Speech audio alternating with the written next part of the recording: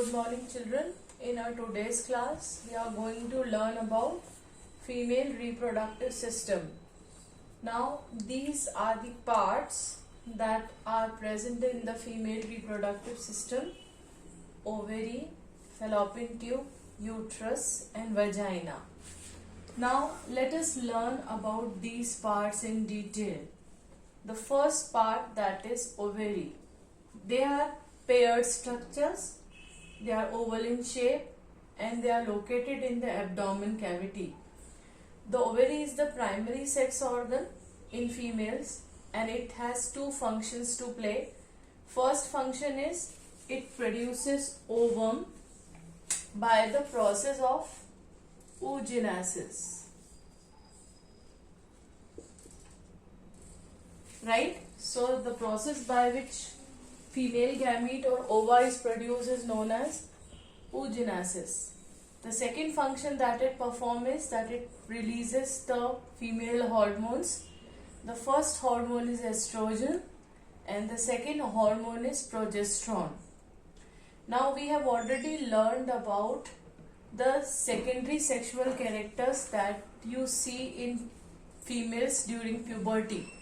So this estrogen hormone is responsible for development of those secondary sexual characters.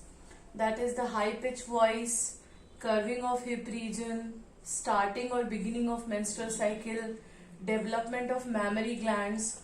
All these happen because of this hormone, that is estrogen, which is released during puberty. The second hormone that you are seeing is the progesterone. The progesterone is the pregnancy hormone. So P is progesterone and P stands for pregnancy.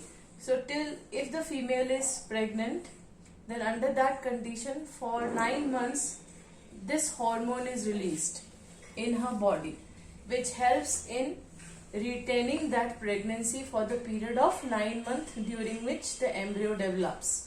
Okay, now the next part that we are going to learn is the fallopian tube.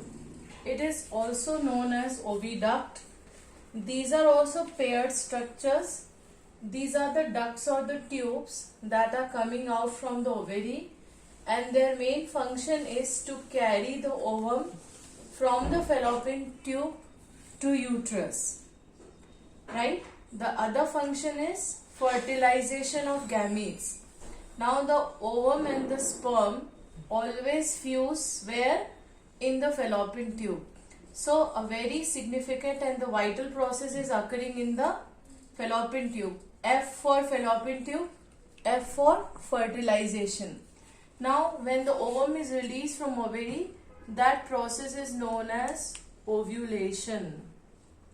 So after ovulation, that is when the ovum is released, it is collected by fallopian tube and that fallopian tube carry the ovum to uterus, and in the fallopian tube only the male and the female gamete fuse to form zygote. Now the third important part is the uterus. It is a hollow pear-shaped organ, and in this organ these two important processes occur. The first process is implantation and the second process is gestation.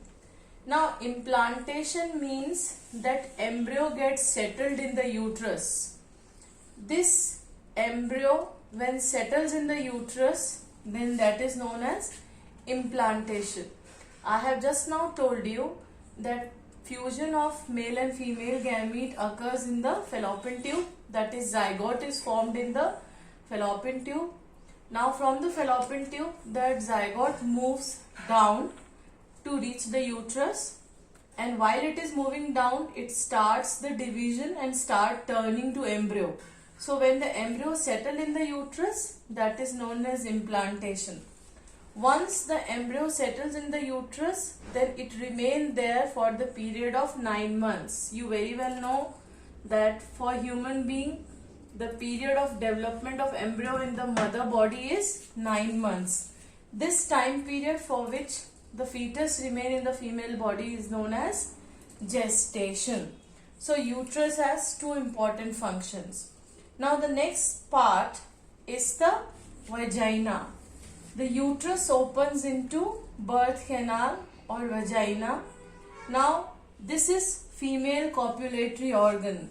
That is that it receives the sperm. I have already mentioned in my previous lecture the organ which transmits the gamete and which receives the gamete is known as copulatory organ. So penis was the male copulatory organ and vagina is the female copulatory organ.